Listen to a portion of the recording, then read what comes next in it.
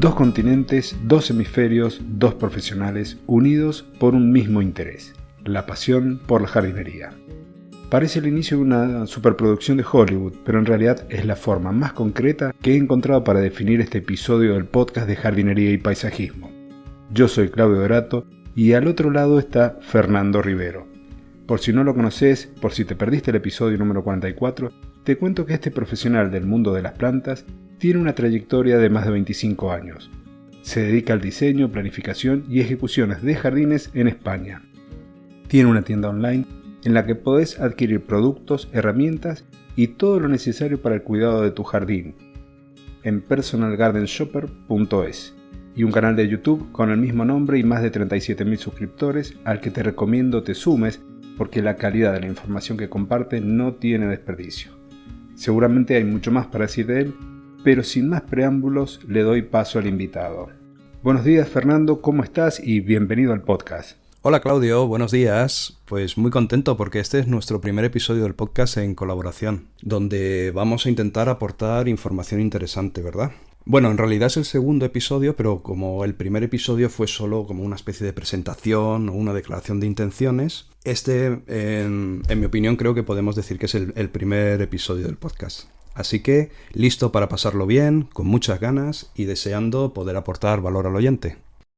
Les cuento que allá, por el mes de junio, preparando el boletín que envío a quienes se registren en mi web, vi a un nuevo suscriptor, ni más ni menos que a Fernando. Realmente me emocioné de que estuviera allí. Yo soy uno de sus suscriptores al newsletter desde hace casi 2 años, porque en este mundo online ya me lleva mucha ventaja. Y como no podía ser de otra manera, un grande de la jardinería tenía que estar aquí en el podcast. Bueno, Fernando, cuéntame cómo van tus cosas allí, porque si hay algo mágico de esto es que mientras acá nos estamos preparando para recibir la primavera, los paisajes de ustedes comienzan a pintarse de colores otoñales. Sí, pues me hace mucha gracia este contraste, ¿eh? De ahí la gracia de esta colaboración, al estar en dos continentes y además la diferencia de estación, ¿no? Mientras aquí nos dirigimos hacia el final de la temporada y nos toca pues ya descansar un poco y hacer balance de cómo han ido las cosas, para vosotros ahora empieza la fiesta, ¿verdad? Sí, la verdad que sí, comienza nuestra fiesta. Ya estamos ya con los nuevos proyectos en camino. Por suerte, este año que venía muy mal en la situación económica de nuestro país, hay una luz al final del túnel, así que sí, comenzamos con nuestra fiesta, con nuestra actividad. Bueno, me alegro Claudio y espero que las cosas en Argentina vayan mejorando, que esta semana he visto las noticias que ha habido una nueva devaluación de la moneda, pero espero que eso poquito a poquito vaya mejor porque Argentina es un gran país y seguro que va a superar este pequeño bache, aunque ya son unos años, pero seguro que eso se va a superar. Ya sabes que en economía todo es cíclico y hay épocas buenas y épocas malas. Pues bueno, en esta temporada, aquí en nuestra zona, me ha llamado mucho la atención la tremenda plaga de Lymantria dispar que hemos tenido, que hemos sufrido. Esto se trata de una oruga, en algunos sitios conocido como lagarta peluda o quizás también como polilla gitana, aunque esto de los nombres comunes yo no soy nada amigo de ellos porque en cada país se puede conocer de una manera diferente. Pero bueno, se trata de una oruga defoliadora y más cuando es adulta, y se come principalmente las hojas de los alcornoques y de las encinas, aunque puede atacar a cualquier planta del jardín. Así que imagínate, todos los jardines llenos de orugas.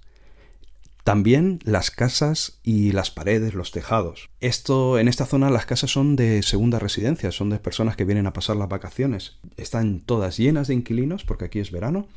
Imagínate las quejas de estas personas y la necesidad de actuar por parte de los profesionales. Esta plaga es muy curiosa cómo se desplaza, porque se desplaza, yo lo llamo el estilo Spiderman. Y es que las orugas pequeñas se dejan caer desde el árbol mediante un hilo de seda. De tal manera que tú, por ejemplo, estás tan tranquilo en el jardín y de repente te aparece a la altura de los ojos una oruga y te pegas un susto increíble.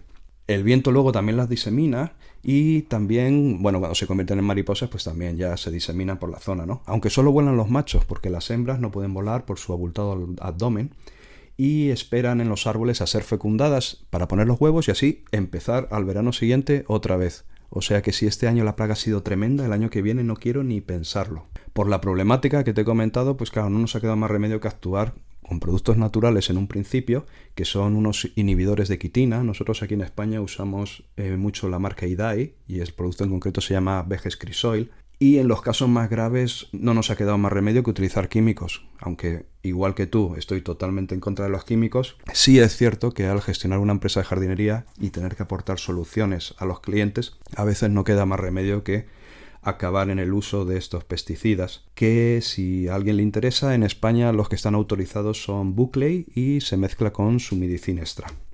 Claudio, ¿vosotros tenéis allí esta plaga? No, por suerte no, Fernando. Ahí mientras estabas describiendo cómo se descolgaban las orugas, me lo imaginaba, me imaginaba ese escenario sentado debajo de la sombra de un alcornoque y que se me descuelgue uno de esos gusanos. Aquí no, donde vivimos, esa plaga en particular no. Sí, lo que tenemos nosotros por ahí es un insecto conocido como bicho del cesto, el Oiketicus kirby, que es muy curioso porque termina armando como un canasto, por eso de ahí el bicho del canasto, bicho del cesto. Pero más o menos harán unos 10 años que no veo un ataque importante. Lo que sí nosotros tenemos un árbol que es el olmo, donde sí tenemos un insecto que es específico, que es desfoliador también, que es el cascarudo del olmo, la Santo Garalucella luteola, que produce daños importantes, pero aquí lamentablemente cuando hay ese tipo de ataques se recurre a productos químicos porque lo que es la parte forestal, lo que es el arbolado público, se encargan los municipios de hacer el control sanitario. El resto de los problemas que tenemos son normales, pulgones, cochinillas, el tema de hongos. Como Mendoza es una zona económicamente agrícola, está muy abocado a lo que es el olivo y la vid principalmente, pero también el tema de frutales, donde nosotros se hace un ataque bastante interesante es con la mosca del Mediterráneo, la Ceratitis capitata, en donde se hace una cría de las moscas, se las esteriliza y se las libera. Entonces de esa forma la relación entre insectos estériles y fértiles, que son los que están en el ambiente natural, es tal en donde la producción después de huevos fértiles es mínima. De esa forma se le ha ido controlando y se le ha ido reduciendo la población de este insecto. Pero en cuanto a las encinas y los alcornoques, acá solamente tenemos algunos ejemplares aislados porque se utilizan de forma ornamental, sobre todo alguno que otro alcornoque, pero como bosques nativos no tenemos y lo que tenemos son algarrobos, ese tipo de plagas que ustedes están padeciendo no las tenemos, por suerte. Muy bien, bueno, me alegro muchísimo. Sí, la verdad que el tema de las plagas, bueno, esto ya lo comentaremos en otro episodio, pero es un mundo enorme, ¿verdad? Pues bueno, aparte de este tema que quería comentar porque me llamó mucho la atención, por otro lado aquí la construcción de jardines se para en verano por el turismo. Estamos en una zona turística que viene mucha gente de vacaciones y en los meses más típicos del verano, julio, agosto, se para la construcción primero para no molestarles, segundo porque hay normativas que te prohíben hacer ruido con máquinas excavadoras y ese tipo de cosas. Y bueno, porque los propietarios de las casas ya se ocupan de que antes de que llegue el verano se hayan hecho pues todas las reformas o todas las construcciones posibles, ¿no? Entonces el turismo es la principal fuente de riqueza que tenemos nosotros aquí y además también aquí las temperaturas son bastante altas. Hasta hace poco hemos estado a 37 grados, que además tenemos un alto grado de humedad. Entonces por culpa de las temperaturas también no es el mejor momento para construir jardines.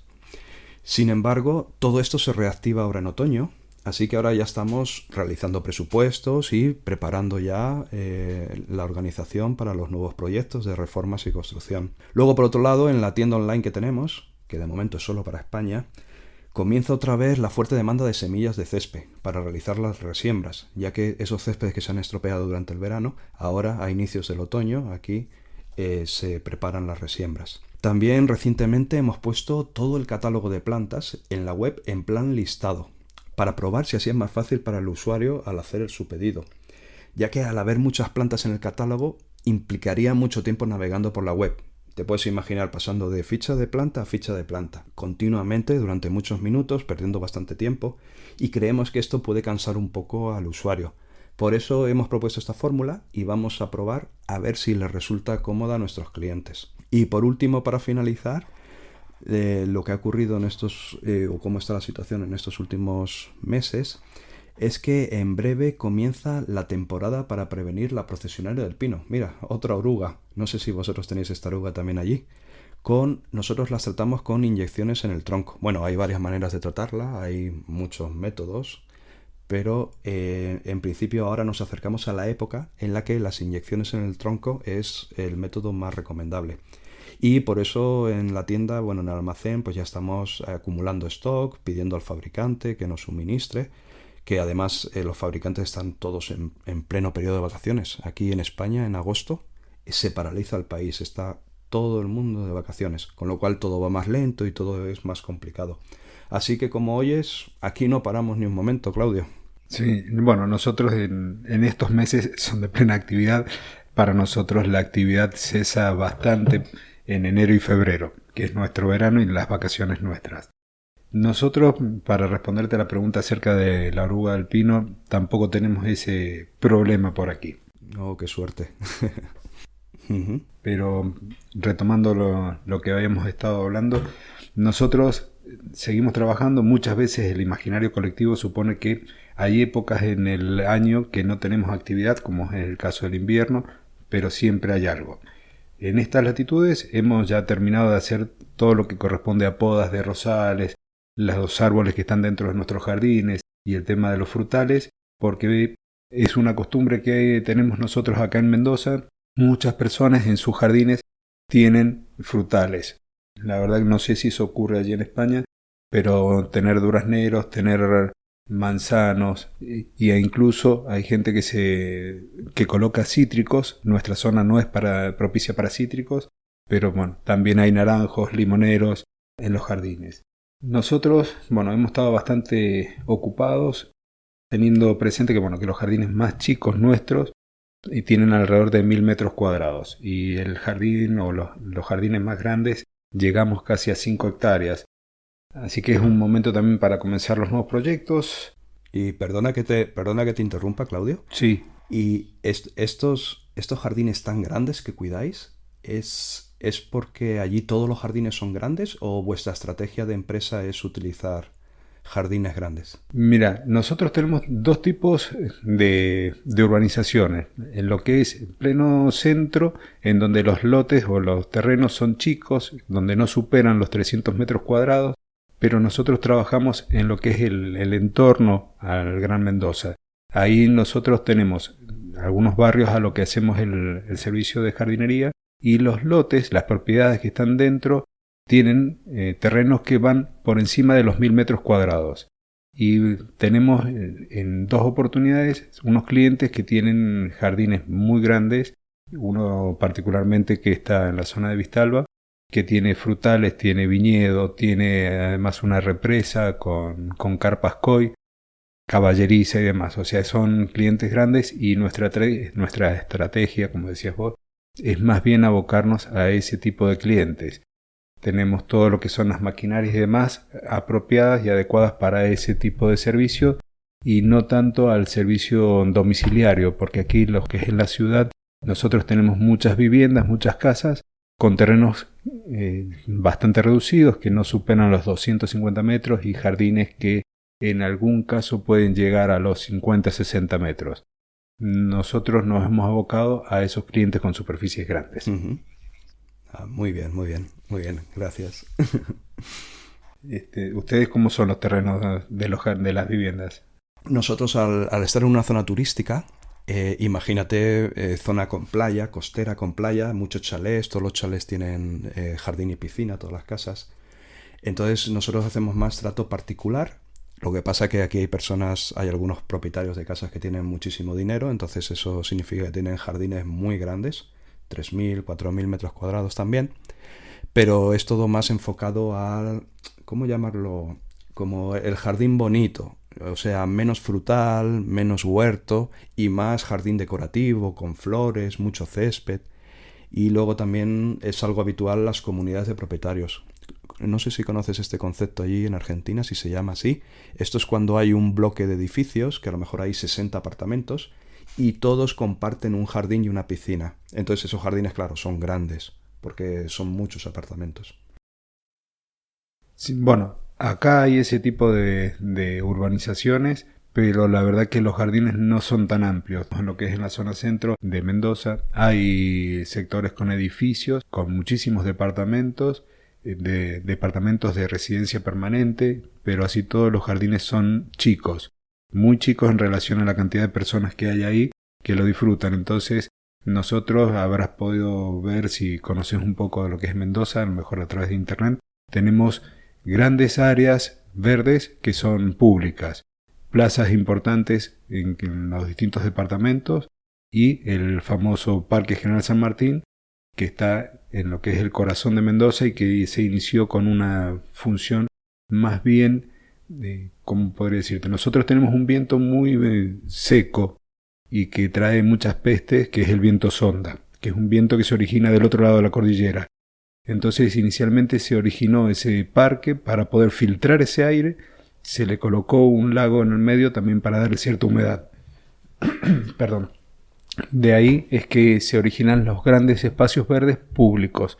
Entonces en los centros urbanos se van reduciendo las áreas verdes particulares y se van a estas plazas que son los centros donde la gente se reúne a refrescarse en pleno verano, que también tenemos temperaturas altas pudiendo llegar a los 37 o más en algunos momentos, pero en un ambiente seco.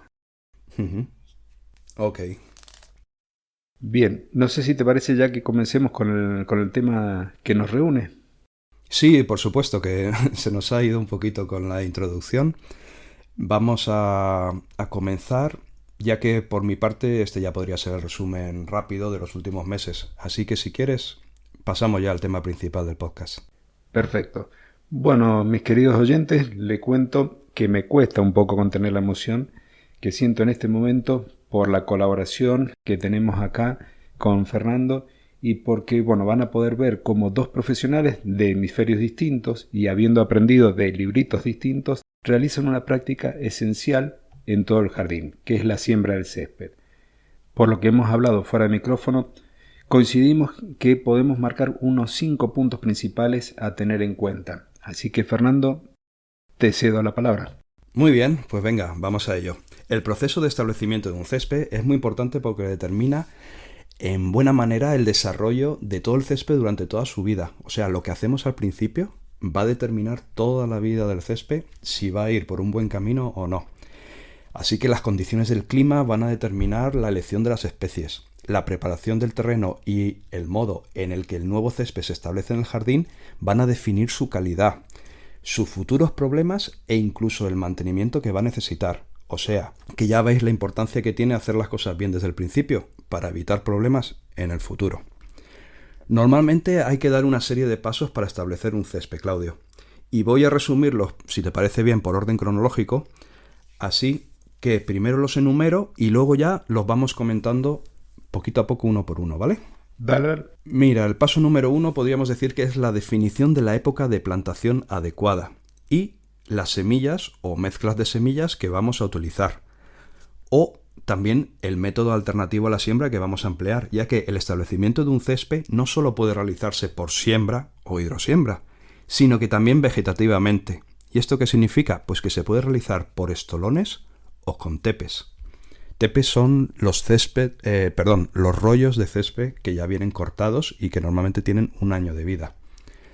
El paso número 2 sería la preparación del terreno. Aquí ya tenemos que empezar analizando el terreno, teniendo en cuenta los temas de drenaje, cómo drena nuestro terreno, eliminando todo obstáculo que encontremos, como piedras, restos de obras, etc. Tenemos que labrar la tierra o, si ya tenemos un césped y lo vamos a renovar, lo que tenemos es que arrancarlo. Luego tenemos que aportar tierra vegetal o arena o las enmiendas que sean necesarias. También aplicar el fertilizante o los elementos acondicionadores, que se suele llamar abonado de fondo. Luego tenemos que eliminar de nuevo cualquier elemento extraño que nos podamos encontrar, como piedras, ramas, escombros. Tenemos que hacer un rastrillado, una compactación del terreno, rastrillar otra vez para conseguir ya una capita más fina, más arregladita, y realizar una falsa siembra, que hablaremos lo que significa la falsa siembra. El tercer paso es todo lo relacionado con el sistema del riego, que tenemos que asegurarnos, si estamos haciendo un sistema de riego nuevo, que esté bien diseñado, fundamental, y si lo que estamos es renovando nuestro césped, tenemos que asegurarnos de hacer las modificaciones que sean necesarias para que nuestro sistema de riego riegue homogéneo.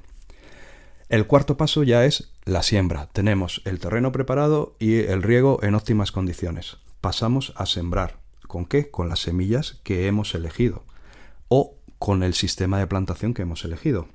Tenemos que saber la dosis por metro cuadrado o cantidad de tepes o esquejes que necesitamos. Tenemos que hacer la siembra, luego tenemos que hacer un recebado, que es cubrir la semilla, y por último un rulado. Cuando ya lo tenemos todo listo, el césped ha germinado y ya comienza a establecerse, ya llegamos al quinto y último paso, las labores posteriores de mantenimiento, que son el riego, la siega, el abonado y el mantenimiento propiamente dicho. Claudio, si quieres comenzamos por el principio. Cuéntanos cuáles son las épocas de plantación adecuadas. ¿Crees que son igual tanto en España como en Argentina? No tengo dudas de que los periodos de siembra son los mismos que allí, primavera y a principios de otoño. Lo que puede variar un poco es el momento ideal para realizarla de acuerdo al clima donde nosotros vamos a trabajar. La zona en donde estamos nosotros tiene características continentales con amplitudes térmicas bastante marcadas. Y además estamos en zona de precordillera, con lo cual hay una amplitud en altura que determina también condiciones climáticas bastante diversas.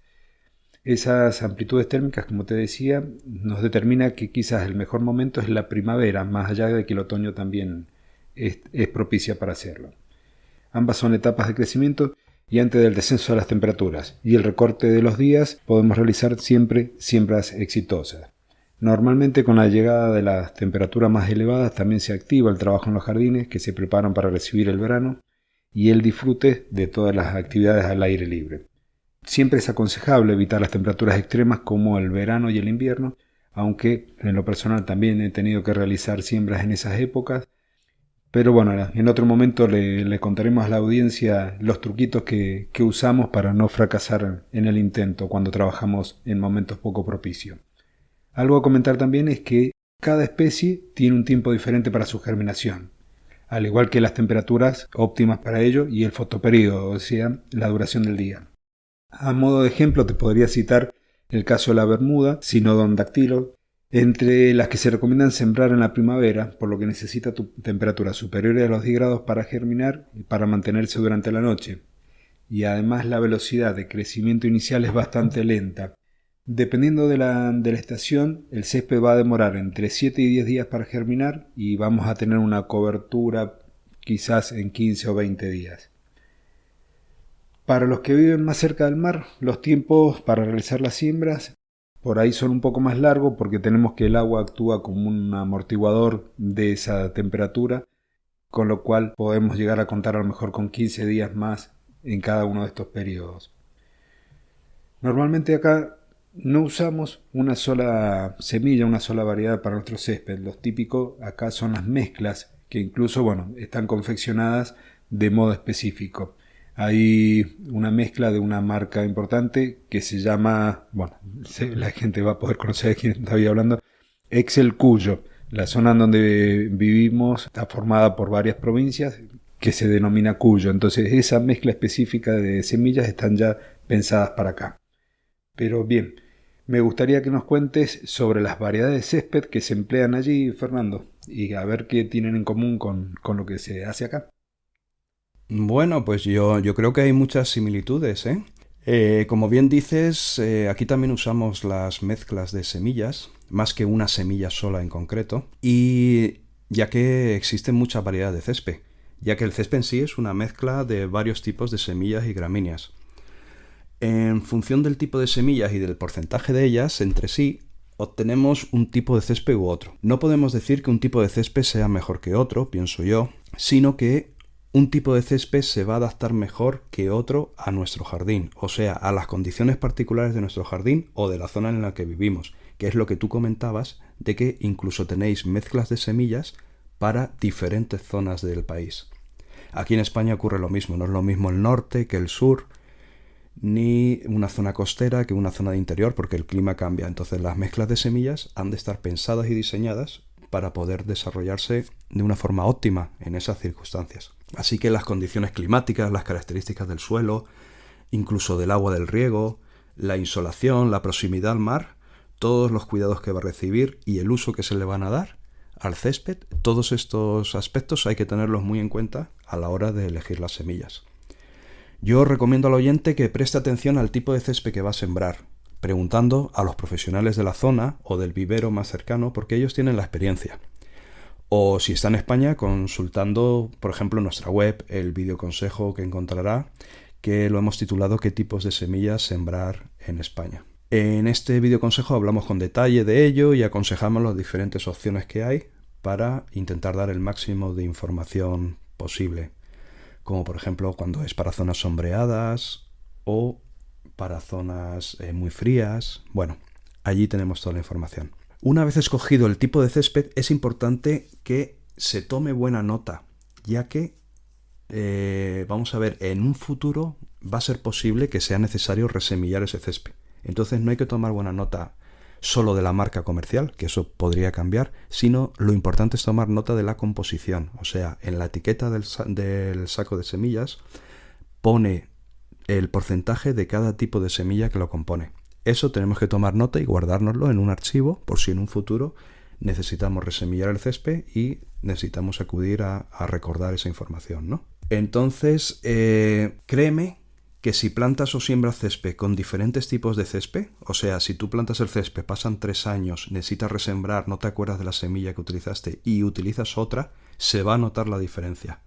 Y al cabo de los años vas a tener un césped con un batiburrillo de semillas en nada presentable y que te va a obligar a renovarlo. No obstante, el establecimiento de un césped no solo puede realizarse por siembra o hidrosiembra, que es una mezcla acuosa de semillas, mulch y fertilizantes o sustancias adherentes que facilitan la germinación. Esto se usa mucho en situaciones difíciles, por ejemplo en las carreteras, en los taludes de las carreteras, y se puede sembrar el césped de forma vegetativa, o sea, por estolones o con tepes. ¿Nos cuentas algo sobre esto, Claudio? Sí, Fernando, pero antes te comento, cuando estabas hablando del tema de cómo quedan los jardines cuando se mezclan las semillas de césped, la gente que tiene el ojo ya más entrenado, que se dedica a esto, como nos pasa a nosotros, uno mira el césped y ve manchones con distintos tonos de verde. Y eso refleja el hecho de no haber tomado esa precaución que vos estabas nombrando, de anotar con qué se sembró, qué mezclas estábamos usando. Pero bien, vamos entonces a lo que es la reproducción en forma vegetativa. La verdad que las opciones para tener nuestra carpeta verde no se circunscriben solamente a la siembra. En nuestra zona se está difundiendo mucho el empleo de tepes o de alfombra de césped para los jardines residenciales. Suelen ser paños de unos 40 por 60 centímetros aproximadamente. Los rollos no son comunes aquí bien el uso por el costo que representa su traslado, ¿no es cierto? En los costos de flete. El abanico de especies que se utilizan acá por este método es bastante acotado. Bermuda, que es el Cynodon dactylon, Kikuyo, de nombre científico Pericetum clandestinum, Tifway, que es un híbrido entre Cynodon dactylon y Cynodon transvalensis.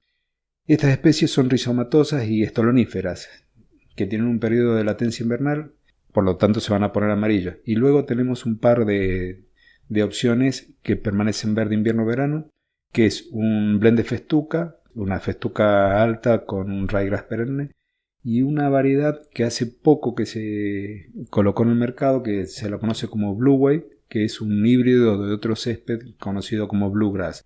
También en otros lados de Argentina, en otros lugares, se comercializa otra variedad que es conocida como grama havaiana, que es el Axonopus compressus. El sistema de propagación por estolones, que lo conocemos nosotros como row planting, está acotado a grandes superficies como los campos de golf, plazas, canchas de fútbol. Tanto uno como el otro sistema, la preparación del terreno va a ser la misma que hacemos para la siembra y que bueno, enseguida nos dirás cómo hacerla. En cuanto al riego, la opción de tepes nos posibilita el empleo de un riego por goteo subterráneo, pero al momento de la implantación lo vamos a tener que reforzar con el aporte de agua como un riego tradicional por vía superior, porque la sequedad del ambiente a nosotros nos juega muy en contra, y si no tenemos esa precaución, la verdad que la colocación del césped va a ser prácticamente un fracaso. En cambio, bueno, con el row planting, donde la técnica consiste en la incorporación de pequeños trozos de estolones y también de rizomas al suelo, el trabajo, como es mecanizado, determina que el sistema de riego empleado sea por aspersión o también, bueno, en otros lados se lo llama como riego presurizado. Pero antes de sembrar o colocar la alfombra de césped, debemos preparar el terreno. Y hay mucho para hablar de ese tema. Así que, bueno, comenzamos con eso. Dime, Fernando, entonces, ¿cómo le preparan ustedes ahí el terreno? Vaya, pues la preparación del terreno da para un solo capítulo del podcast, ¿eh? Lo que pasa que, bueno, como tenemos que incorporarlo en el tema que estamos tratando hoy, que es la siembra del césped, lo vamos a tratar un poquito por encima. Ahora, si hay interés, por favor, hago llamamiento a la audiencia, que lo pidan en los comentarios allí donde estén, y ya haremos otro episodio hablando solo, exclusivamente de la preparación del terreno a fondo, ¿vale? Pero en fin, para asegurar una buena implantación del césped es muy importante que el suelo tenga, lógicamente, unas buenas condiciones. Ha de contar con una buena estructura, es decir, con una capacidad para retener el agua sin apelmazarse, y con una textura arenosa que garantice un buen drenaje. Lo ideal, en realidad, sería realizar un análisis físico del suelo. ¿Cómo se hace esto? Pues cogemos unas muestras y las llevamos a un laboratorio, principalmente de la capa superficial, aunque en algunos casos, si fuera necesario, también se puede tomar muestras de las capas más profundas. Pero seamos sinceros, al menos a nivel particular, ¿quién hace esto? ¿Quién coge unas muestras de la tierra y las lleva a un laboratorio? Pues prácticamente nadie, ¿vale? Yo esto supongo que sí que se hará a nivel más profesional, por ejemplo, en la implantación de campos deportivos, campos de fútbol o incluso campos de golf. Sin embargo, al nivel de nuestros oyentes, que suponemos que son particulares o jardineros que dan servicio a personas particulares, sí que podemos tener una ligera idea del suelo que tenemos, y para no extendernos más, aunque si la audiencia quiere ya lo hablaremos en otro episodio, también tenemos un videoconsejo en nuestro blog donde comentamos más a fondo todo este tema de cómo saber qué tipo de suelo tenemos en nuestro jardín. Lo que sí es importante saber es que el suelo está formado principalmente por partículas de arcilla, de limo y de arena, y que según la proporción de estas tendremos la textura de un suelo arcilloso, un suelo franco o un suelo arenoso. En el artículo del blog cuento cómo se puede mejorar cada circunstancia, cada característica del suelo que tengamos en nuestro jardín según interese. Así que, Claudio, una vez que ya sabemos qué suelo tenemos en el jardín y qué tenemos que hacer para mejorarlo, tenemos que tener en cuenta también el tema del drenaje. Sí, es muy importante lo que acaba de decir Fernando. Acá en Mendoza, que estamos en una zona de pedemonte, normalmente no tenemos problemas de drenaje, salvo en algunos lugares donde hay un contenido mayor de arcilla. Este es un punto muy importante. Una mala nivelación que deje lugares más profundos donde se acumule el agua podría hacer que nuestro césped se vea afectado por hongos, que crezca musgo si está en zonas de sombra e incluso llegar a que se pudran las raíces de nuestro césped. Lo ideal es dejar una leve pendiente alejándose de las construcciones y, de considerarse oportuno, crear una red de drenaje.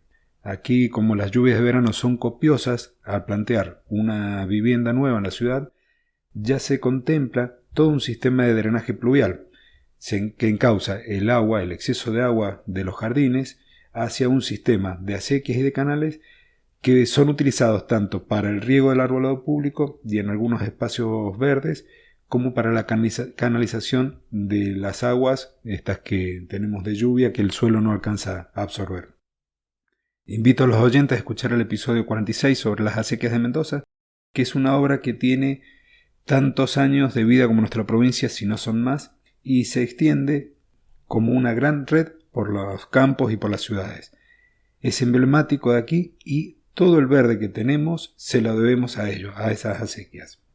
Bien, no deseo que terminemos con un episodio de 1 hora y soy el primero en irme por las ramas. Les pido que me disculpen y bueno, también a ti, Fernando, por hablar de ellos. Lo que pasa es que es emocionante todo el tema. Continuando con el drenaje, hay ocasiones en las que hay que esparcir una delgada capa de arena que va a ayudar con ese drenaje. En otras, en donde el porcentaje de arcilla que sea, si es mucho más elevado, vamos a tener que hacer una mezcla del suelo con un porcentaje de arena, como para evitar estos encharcamientos que decía que la verdad que no son buenos. Yo en realidad, no sería de extrañar, porque me ocurrió cuando vivía en la Patagonia, que si el problema de drenaje es severo, se debe hacer una obra importante para asegurarnos no tener inconveniente en esos momentos, en los que el jardín recibe mucha agua por el tema de las lluvias, en el caso nuestro. Pero lo normal es que no tengamos que recurrir a hacer obras de este estilo que encarecen bastante el trabajo.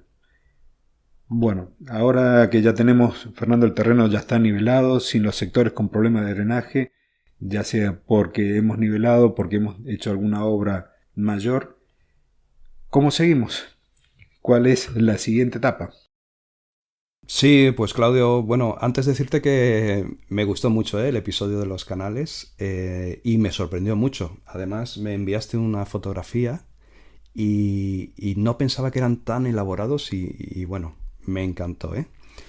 Bueno, pues siguiendo con el tema, hay que hacer un laboreo en profundidad del terreno con una azada o con una motoazada, profundizando más o menos unos 15 o 20 centímetros del suelo. Así se podrán remover y eliminar las piedras que haya, los restos de raíces, otros elementos que podamos encontrar, como por ejemplo la vegetación que existe en el terreno, ¿no? Si el terreno está muy duro y lo mojas, pues será mucho más fácil trabajarlo. Este es un truquillo. Y una vez ya está labrado el terreno, podemos pasar el rastrillo para quitar los restos más pequeños y a continuación pues que quede el terreno totalmente liso. Sin embargo, esto es cuando partimos de cero, cuando tenemos un terreno en el que vamos a implantar césped. Pero si estamos renovando nuestro viejo césped, que es muy común cuando pasan unos cuantos años, el césped se va deteriorando y queremos volver a comenzar, implantarlo de nuevo, no podemos labrarlo.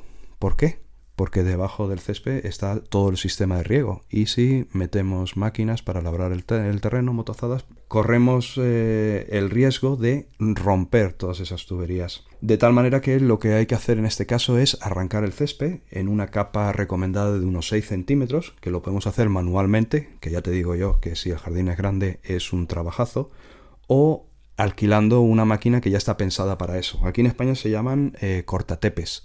Es una máquina como una segadora que ya te arranca el césped a la profundidad que tú le indiques, que tú selecciones. Una pregunta típica que me hacen es si el terreno tiene muchas piedras, si eso es un problema. A ver, labrar el terreno para retirar las piedras es una labor que hay que hacer, pero tampoco hay que obsesionarse, porque en la naturaleza ya es normal que un terreno tenga piedras, ¿vale? Normalmente pensamos que la presencia de algunas piedras en la tierra del jardín de un tamaño muy grande, como un puño más o menos, va a deteriorar la calidad del suelo, pero eso no es así. Las piedras, siempre hablando de un tamaño moderado, que no sean enormes, no impiden el desarrollo del sistema radicular del césped, sino que además contribuyen en la aireación del suelo y en el mantenimiento de su temperatura. Por ello no es imprescindible retirarlas de las zonas de plantación, ni en las zonas que vamos a dedicar a sembrar césped, ni tampoco en las zonas de macizos para flores, en las zonas donde vamos a plantar los setos, etc. Sin embargo, sí es necesario retirarlas en la capa superficial del césped, pues puede afectar a la labor de siega.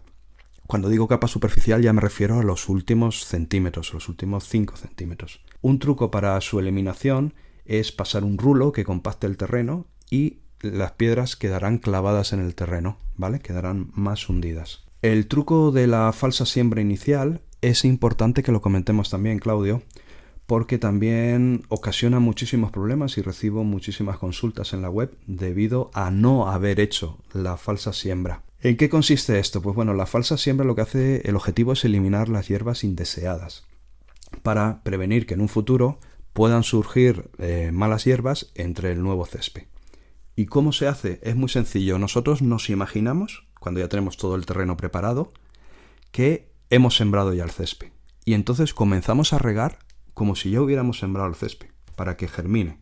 Pero para que germine, ¿qué? Esas semillas de malas hierbas. Una vez han germinado, tienes dos opciones. Puedes repetir el laboreo, que es labrar otra vez el terreno, lo que te va a provocar otra vez todo el trabajo de rastrillarlo y dejarlo bien pulidito. O también puedes utilizar la opción de los químicos, que ya sabemos que los químicos no son nada buenos, pero en ocasiones para garantizar buenos resultados, sobre todo a nivel profesional, si quieres que te quede el césped con unos acabados profesionales, no nos queda más remedio que utilizarlo. En este caso estoy hablando de utilizar un herbicida total, no residual, o sea que no te deja residuo en el terreno, y con este herbicida matas todas las malas hierbas que hayan salido. Si quieres asegurar el tiro, incluso puedes repetir esto 2 veces. Puedes volver a regar otra vez y volver a aplicar el herbicida. Lo que pasa es que esto va a retardar muchísimo todo el proceso de siembra, pero yo lo recomiendo porque ¿qué ocurre luego? Ostras, he sembrado el césped, muy bonito al principio y ahora se está comenzando a invadir de malas hierbas. ¿Ahora qué hago? Y digo, vaya, lo que tenías que haber hecho había sido la falsa siembra y así poder haber evitado este problema en gran medida, ¿no? Y una vez que ya tenemos solucionado este tema, este paso, lo que vendría sería el paso de aportar mantillo o tierra vegetal o arena o enmiendas necesarias, ya que como hemos dicho antes, según el suelo que tengamos, tenemos que hacer una cosa u otra para mejorarlo. Pero si no se quieren complicar mucho la vida a los oyentes y quieren aplicar una regla general que siempre funciona, es aportar al terreno una buena capa de tierra vegetal. La tierra vegetal es tierra normal de jardín mezclada al 50% con compost. De esta manera, si no podemos labrar mucho el terreno, el césped va a tener esa capa de tierra vegetal apropiada para su crecimiento. Recordemos que el césped solo necesita aproximadamente unos 10 centímetros de tierra buena para crecer fuerte y brillante, por lo que si la tierra que tienes la enriqueces con esta capa, habrás conseguido lo que aquí llamamos una buena cama para la siembra. En este punto los manuales aconsejan también aportar abono químico. Aquí en España lo llaman abonado de fondo. ¿Tú qué opinas, Claudio, sobre esto? Bien, no la recomiendo en este momento, pero quería comentar algo, hacer un pequeño paréntesis. Ustedes utilizan lo que es la tierra vegetal. Nosotros acá en Mendoza tenemos algo que conocemos o que compramos en los viveros como tierra preparada. Esta tierra tiene una parte de tierra normal, el porcentaje puede variar de acuerdo a la formulación que hagan, pero también tiene turba negra y orujo de uva agotado. Nosotros, como te decía, tenemos la industria vitivinícola es muy fuerte aquí, de hecho es casi el eje de la economía, entonces los restos de la producción se utilizan también para poder aportar materia orgánica. Entonces es un dato por ahí curioso, nosotros el tema del compost para nuestros jardines se reserva casi al uso domiciliario y a la producción casera. Pero bien, volviendo al tema de la fertilización de esta de fondo, yo no la recomiendo. La semilla tiene reservas para su primera etapa vegetativa, para la primera parte del crecimiento, y al suelo seguramente, como en esto de que le hemos agregado tierra preparada u otra enmienda orgánica, no creo que vaya a sufrir de estas deficiencias nutricionales. Si el suelo es más arenoso, posiblemente antes de comenzar el trabajo le hayamos agregado una enmienda orgánica, pero al mes posiblemente pueda llegar a recomendar una fertilización, por lo que la característica de este suelo no permite que retenga tantos nutrientes.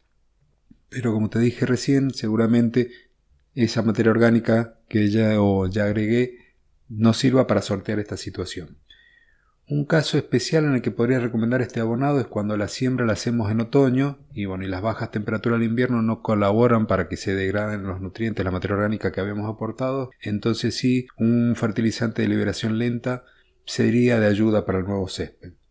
Pero Fernando, supongo que habrás tenido el mismo tipo de experiencias que la mía. En numerosas ocasiones a lo largo de mi trayectoria he tenido que recuperar jardines en los cuales, dentro del listado de inconvenientes que habíamos observado, aparece de forma recurrente el sistema de riego. Las fallas en las coberturas que dejan manchones o pelones, en otros sectores que se pueden encharcar. Todos estos casos nos encontramos en lo que son las zonificaciones, es decir, hay sectores que tienen plena sombra o muchas horas de sombra, tienen un circuito que está compartido con sectores donde le da el sol en forma plena, entonces en una parte le sobra agua, en otra le está faltando. Es importantísimo que el riego esté bien dimensionado, que las cañerías y todos los elementos que lo formen estén enterrados a una profundidad adecuada. Lamentablemente aquí es poco común, por no decir que no nos vamos a encontrar, los planos de riego para poder hacer las reformas. Entonces es bastante complicado, hay que andar rastreando las cañerías. Llegado a este punto ya tenemos arreglado el riego, imaginémonos que ya lo hemos o arreglado o si hemos partido de cero ya lo tenemos instalado.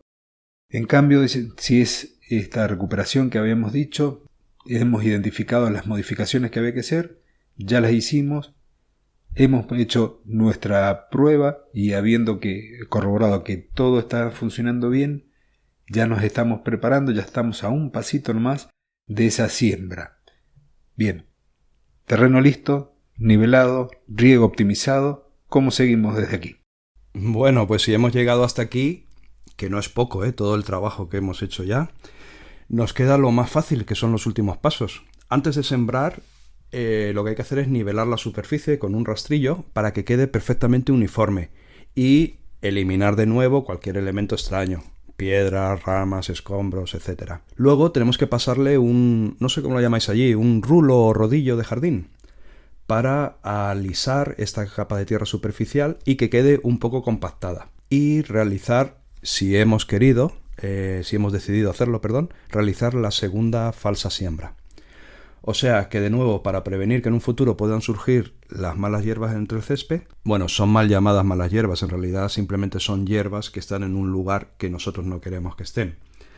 Pues bueno, tenemos que hacerlo ya comentado, regar durante varios días, esperar hasta que salgan y luego o trabajarlas labrando o aplicar herbicida. En el punto número 4 y número 5, que hemos definido al principio, que es la siembra de las semillas, ¿qué nos cuentas sobre esto, Claudio? Fernando, este es el punto que da para hablar. Como ya sabes, estoy continuamente capacitándome e interiorizándome de las diferencias técnicas dentro de la jardinería para brindar cada día un servicio más profesional. De allí que llegué a tu canal de YouTube y que recomiendo a los oyentes que se sumen ahí a su canal en personalgardenshopper.es. Cuando vi tu video del tema, noté algunas diferencias con las formas en que realizo mis siembras y la que otros jardineros de mi zona la hacen. Debido a ello, y como siempre digo, cada maestrito con su librito, me gustaría que, mientras cuento las técnicas empleadas acá, todas efectivas a su modo, pero no por ello coincido que sean las mejores, y de las técnicas que empleo en mis jardines, me des tu opinión, Fernando, para que la audiencia se lleve más valor de esta colaboración. No sé si te parece. Muy bien, perfecto. Bueno, lo primero que voy a comentar es la cantidad de semilla a emplear. Si uno lee el membrete del paquete, la etiqueta de un paquete de 1 kilo, le va a decir el rinde. Normalmente se encuentra entre los 20 y 30 metros cuadrados. Dicho de otra forma, entre 30 y 40 gramos de semilla por cada metro tendríamos que usar. Esto va a variar de acuerdo a la mezcla que nosotros hayamos elegido para poder hacer nuestra siembra, ya que hay especies puras en donde 1 kilogramo de semilla nos va a alcanzar para cubrir 60 metros cuadrados o más. Esto es muy específico de la semilla. Y Claudio, ¿tú Sí. respetas esta dosis de siembra? ¿Siempre te ciñes a las indicaciones del fabricante, a los 40 gramos, 30, 40 gramos metro cuadrado? ¿O pones sobredosis? Hago sobredosis, mea culpa. Generalmente no la respeto tan a rajatabla. Por ahí la pericia a uno le da que hay que usar un poquito más de acuerdo a las condiciones, y en este caso nosotros tenemos grandes problemas con las palomas, entonces sabemos que parte la vamos a perder con ellas, entonces de ahí que no podemos respetar tan a rajatabla estas dosis. Vale. Normalmente puedo llegar a ser un 10% más. Vale, yo entonces coincido contigo. Nosotros aquí también tenemos problemas con pájaros, con hormigas. Entonces, aunque el manual dice claramente que hay que aplicar la dosis recomendada porque si no corremos el riesgo de que haya demasiada densidad en el césped, yo realmente recomiendo poner más dosis. Nosotros llegamos en ocasiones hasta a duplicar, a llegar a 80 gramos metro cuadrado, y llevamos más de 25 años sembrando césped. No hemos notado ningún problema por exceso de densidad en el césped. Sin embargo, al sembrar la dosis recomendada sí que notamos muchos problemas de que nos quedan muchas calvas, y por eso me atrevo a hacer esta recomendación. Sí, nosotros nunca hemos llegado a utilizar tanto como el doble, porque bueno, ahí ya entra en juego uno de mis truquitos, por decirlo de alguna forma. Pero bien, paso a describir la siembra. Nosotros comenzamos siempre por los bordes, los encuentros que van a ser contra los senderos, contra canteros, con el tema de las casas, todo lo que va a estar lindando o pegado al jardín, a la parte de césped. Luego vamos a dividir la cantidad de semillas que hayamos elegido en dos partes y vamos a hacer una doble siembra cruzada, es decir, vamos a agarrar, tomamos la primera mitad de semilla, recorremos la parcela trazando líneas paralelas y esparciendo la semilla al voleo, ya sea manualmente o con una máquina que viene diseñada para ello, y luego hacemos el mismo proceso con el resto de las semillas, pero trazando líneas perpendiculares a la primera. Entonces de esta forma nos vamos a asegurar de que esa distribución sea bien uniforme y evitemos los errores. Este es uno de los errores más comunes, hacer la siembra en un solo sentido. De esta forma lo vamos a evitar y vamos a tener una distribución más homogénea de la semilla. El paso siguiente tiene distintas opciones. Una es el recebado o el tapado de la semilla. Acá hay quien utiliza acerrín de madera para poderlas cubrir. Yo no lo recomiendo.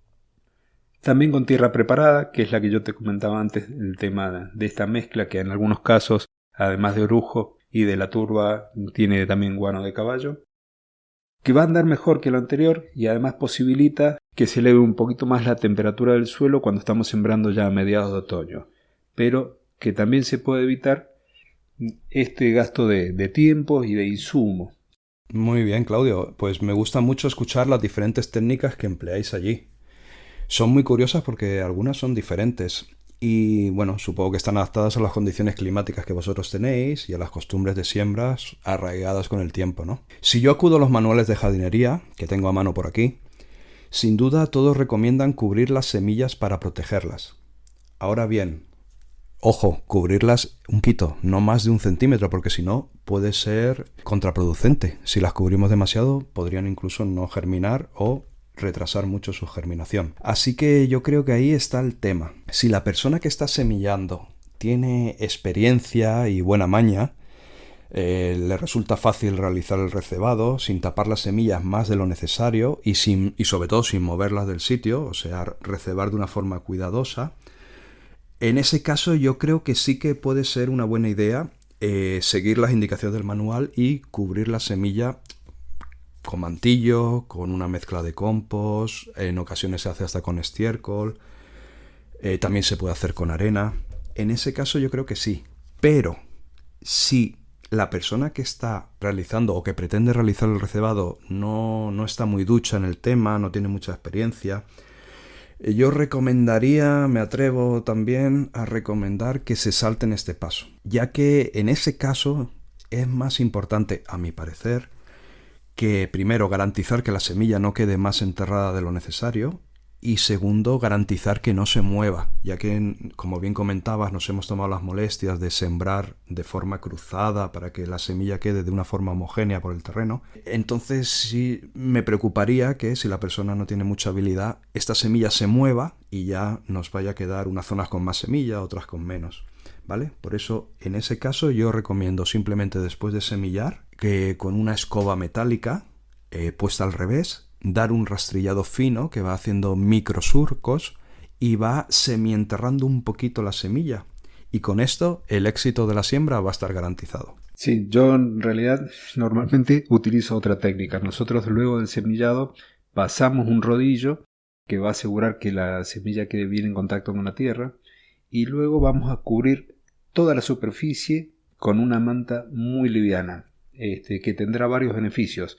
El primero es evitar los daños severos que tenemos nosotros por el tema de las aves, que se dan un festín.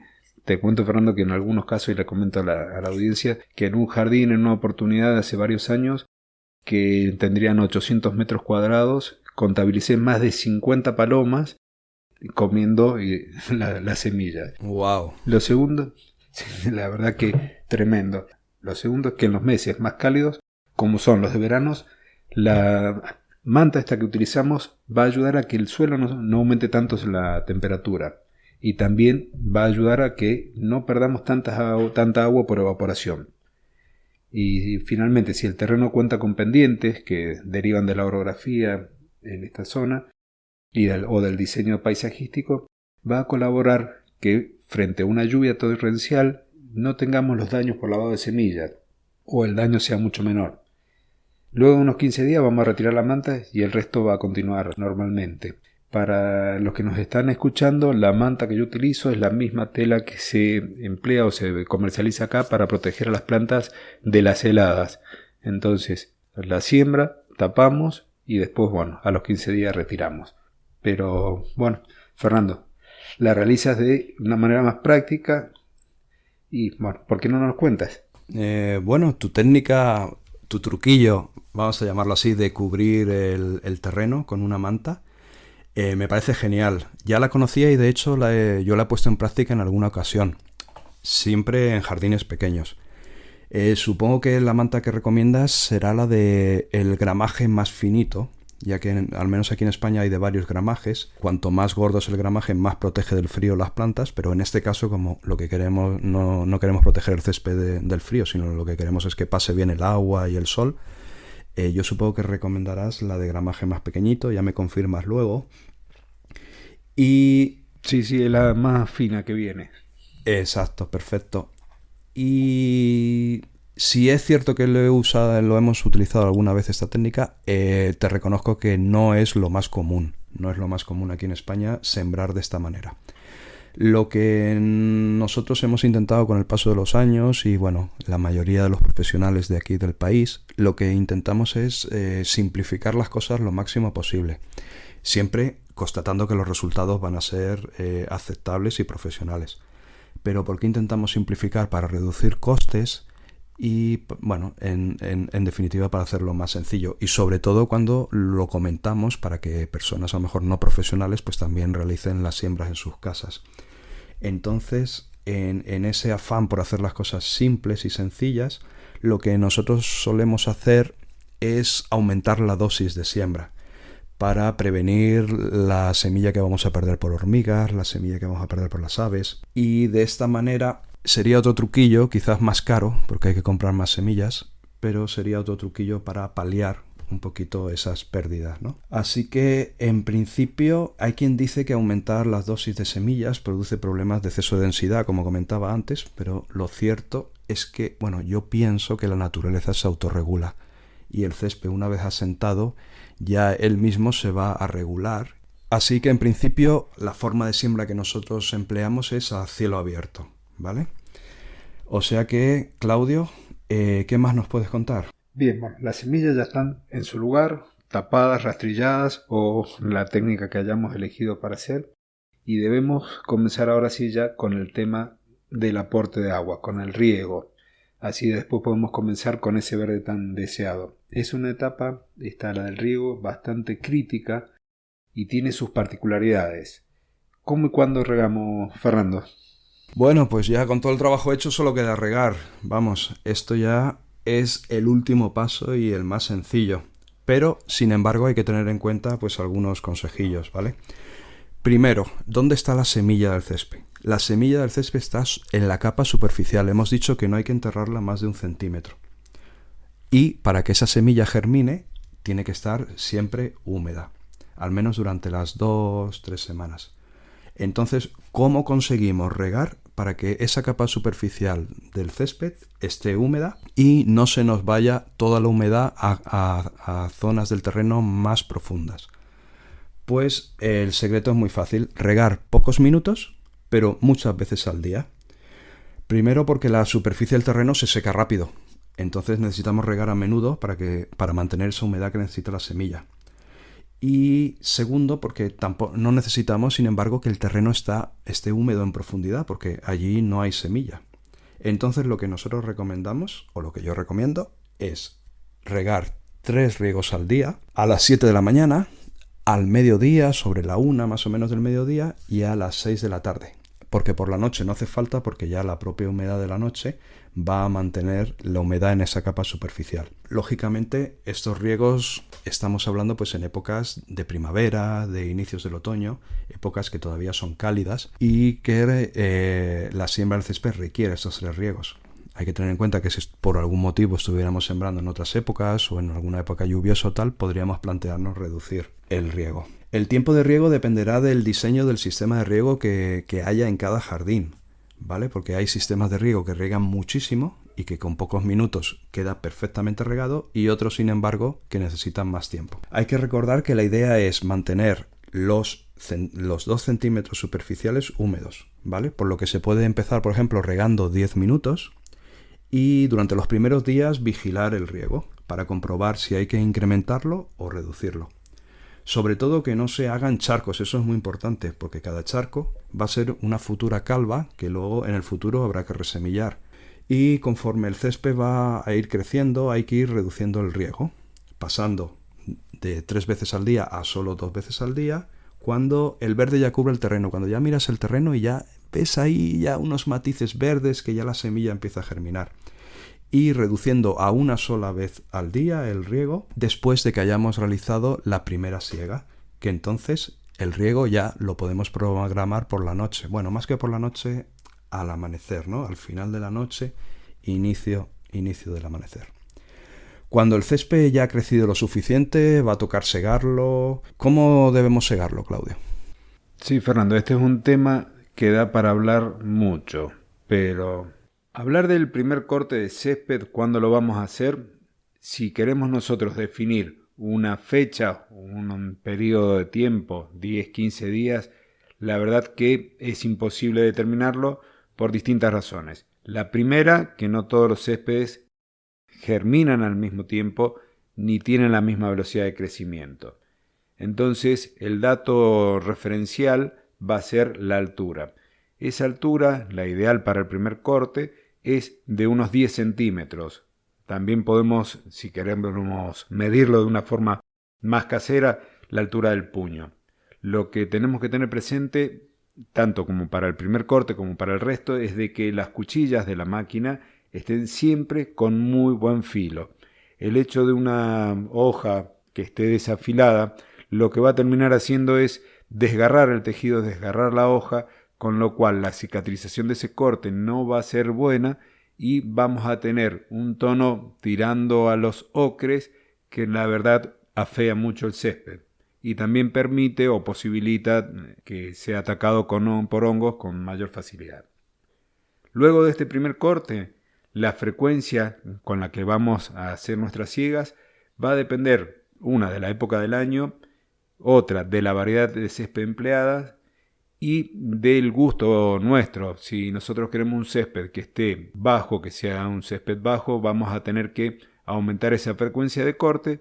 En consecuencia, si nosotros damos más tiempo, más altura de crecimiento, la frecuencia se reduce, porque hay algo que tenemos que tener bien presente, es que no debemos excedernos cuando hacemos nuestro corte de bajarle un poco más de 1/3 de la altura.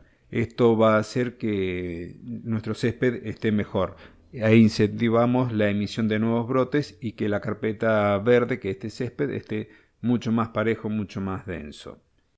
Bueno, creo que esta es información suficiente por ahora. Hay mucho para hablar del tema, como por ejemplo las alturas de siega, de acuerdo a la variedad, a la época del año, como también las máquinas que podemos utilizar para hacer el corte y mucho más. Así que si quieren que desarrollemos este tema, nos envían un mensaje a través de las notas del programa, a través de correo electrónico, y podemos hacer con Fernando un episodio, un programa especial solamente sobre siega de césped. Como ya has visto, este tema da para muchísimo. La verdad que cada punto en sí que hemos abordado hoy da para desarrollarlo, para podernos explayar, para darte más información sobre el tema. Entonces, hacemos esto. Si te interesa que desarrollemos algo, déjanos un comentario, mandanos un correo y de esa forma nosotros te vamos dando todo lo que vos necesitas, toda esa información que vos necesitas. Llegado hasta aquí, ¿cómo vamos a terminar? ¿Qué pasos más nos está quedando? Después de alguna que otra siega, yo recomiendo abonar el césped. Pero eso sí, cuando ya hayamos conseguido el éxito en la siembra, es decir, que no haya posibles calvas que hayan surgido y que tengamos que resembrar. ¿Por qué? Porque si abonamos el césped y todavía no hemos solucionado las calvas que nos han salido, el césped va a empezar a crecer, vamos a tener que seguir cortándolo muy a menudo y eso nos va a dificultar la resiembra de estas calvas. Y si ves algo raro, por si acaso el exceso de agua que le hemos dado al césped ha creado o ha podido crear algún problema con hongos en nuestro nuevo y frágil césped, hay que fumigar con un fungicida de amplio espectro, que sea específico para hongos y para césped. Aquí usamos Aliete y repetir a los 15 días. A partir de aquí ya comienza lo que es o lo que va a ser el mantenimiento del césped propiamente dicho, que sin duda esto sí que da para otro episodio del podcast. Así que otra vez hago llamamiento a la audiencia y si os interesa lo ponéis por favor en los comentarios allí donde estéis escuchando este episodio y lo tendremos en cuenta para hacer otro episodio nuevo solo sobre el adecuado mantenimiento del césped. Bien, hemos llegado al final, así que como cierre de esta primera colaboración me gustaría que compartamos, Fernando, con mi audiencia nuestras propias conclusiones sobre el tema. ¿Qué es, en función de tu experiencia, lo que nos recomiendas? Yo recomiendo la siembra frente a otros métodos, a nivel de jardín de un particular. Primero porque el césped conseguido desde el principio creo que se va a establecer muchísimo mejor, que la semilla desde el inicio germine en el terreno y vaya creciendo y lleve un comportamiento natural de crecimiento, va a significar un mejor césped. Y luego también porque, por ejemplo, en el caso de los tepes, el césped que viene cortado en rollos, no lo sé si ocurre allí en tu país, Claudio, pero aquí tenemos un problema y es que han llegado las normativas de Europa en cuanto al uso de pesticidas y se están prohibiendo muchísimos productos.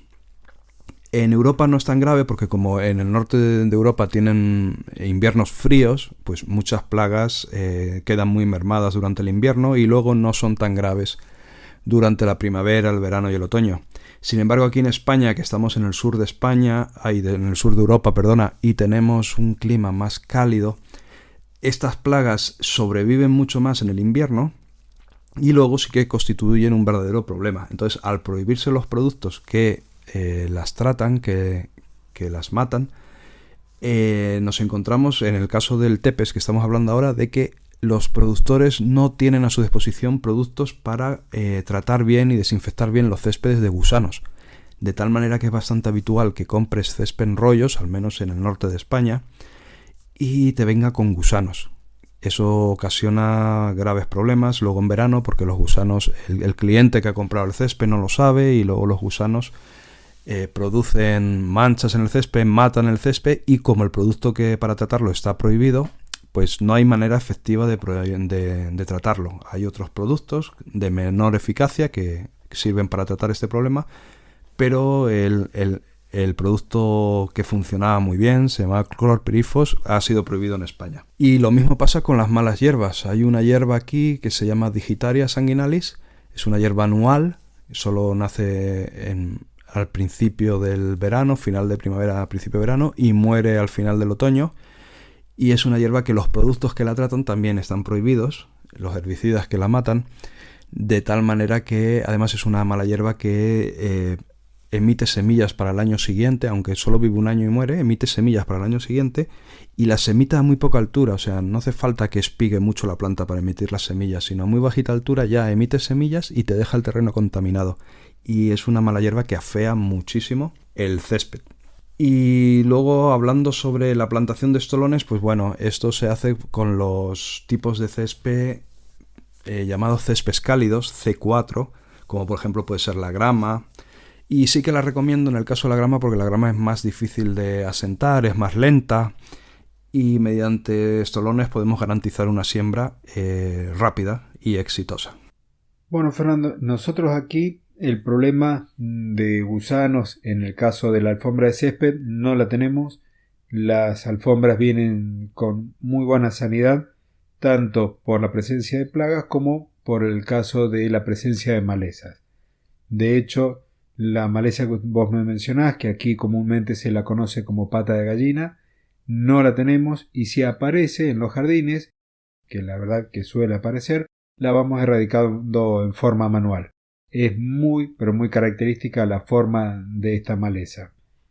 En cuanto al uso de estolones, nosotros no lo estamos practicando a pequeña escala, no hay maquinaria disponible en alquiler para trabajar en jardines domiciliarios y queda básicamente, como decía antes, en el row planting para grandes superficies. Sin duda, entonces, al momento de elegir por siembra o por alfombra de césped va a quedar condicionado al presupuesto del cliente. Y haciendo referencia a lo que nombrabas vos, a los céspedes cálidos como a la bermuda, el kikuyo, que son céspedes que tienen una demora en germinación y en la capacidad de cubrir al principio principalmente, yo lo que suelo hacer para evitar ese tipo de cosas y que el cliente pueda observar prontamente el verde es hacer una mezcla con alguna variedad de césped de muy bajo costo. Entonces, ¿qué es lo que va a hacer? Me va a dar ese color, ese verde inicial, y va a ir protegiendo a la bermuda, que con el tiempo va a ir ganando terreno y va a ser después un césped prácticamente puro de bermuda. Esto lo hago siempre que lo haya acordado primero con el cliente. Le explico los pros y los contras y lo terminamos haciendo. Y llegó el momento de despedirse, Fernando. Hemos terminado nuestra primera colaboración. Te cedo los honores de despedirte de la audiencia. Pues nada, Claudio, lo hemos hecho, hemos grabado nuestro primer episodio. Muchas gracias por tu tiempo. También agradecerte a ti, oyente, tu tiempo y que hayas estado ahí y bueno, y que nos apoyes. Y ya que si no estuvieras ahí al otro lado, pues no tendría sentido lo que estamos haciendo. Y espero que hayamos podido aportarte valor y por favor déjanos un comentario allí donde estés escuchando este podcast de si te gusta el formato, qué te parece, si te gustaría que lo siguiésemos repitiendo, que en principio es nuestra idea, cómo crees que le podríamos mejorarlo, etcétera, etcétera, etcétera, ¿vale? Querido oyente, estás invitado a visitar mi web personalgardenshopper.es, donde quizás te pueda interesar visitar el apartado que llamo videoblog, donde tenemos videoconsejos de ayuda sobre jardinería y al que te puedes suscribir gratis para que te llegue un aviso cada vez que publiquemos un nuevo consejo a tu buzón de correo. Y si estás en España, pues también nuestra web tiene una tienda online enfocada de momento solo a España, así que tienes allí a tu disposición todos los productos de nuestra tienda online. Así que muchísimas gracias y disfruta de tu jardín lo máximo posible. ¡Adiós! Si has llegado hasta aquí escuchando este programa, habrás visto que fue un programa fuera de serie, el primero por esta duración y además con tanta información. Lo prometido es deuda. 2 continentes, 2 hemisferios, 2 profesionales unidos por un mismo interés, la pasión por la jardinería. Quiero agradecerle a todos ustedes por estar allí del otro lado, por escucharnos, por acompañarnos a Fernando y a mí en este episodio tan especial, en una colaboración que no tiene referentes para mí, en la cual hemos compartido la información, hemos compartido nuestros secretos de cómo realizar una siembra de césped exitosa. Quiero, Fernando, agradecerte también por tu colaboración desinteresada y la primera de muchas. Para finalizar, los invito como siempre a dejar una valoración positiva, un comentario amable en la plataforma que nos estés escuchando, ya sea en iTunes, ya sea en Spotify, en iVoox, en Google Podcast, en la plataforma que nos escuchas. Deja tu valoración, deja tu comentario, entonces de esa forma nosotros podemos llegar a una audiencia mayor en cada ocasión. Si no te has suscrito al podcast, suscríbete, no dejes pasar más tiempo. Si no has entrado a mi página web, si todavía no te has inscrito a mi newsletter, no te demores, anótate, porque de esa forma vas a recibir en tu buzón de correo información valiosa, algunos consejos, algunos tips, información sobre mis cursos y talleres y además todo lo que te pueda llegar a interesar si te gustan las plantas o si te dedicas profesionalmente a la jardinería. Muchas gracias por estar aquí nuevamente, por habernos escuchado, por compartir este episodio y los anteriores y nos estaremos encontrando el próximo jueves en otro episodio de Jardinería y Paisajismo.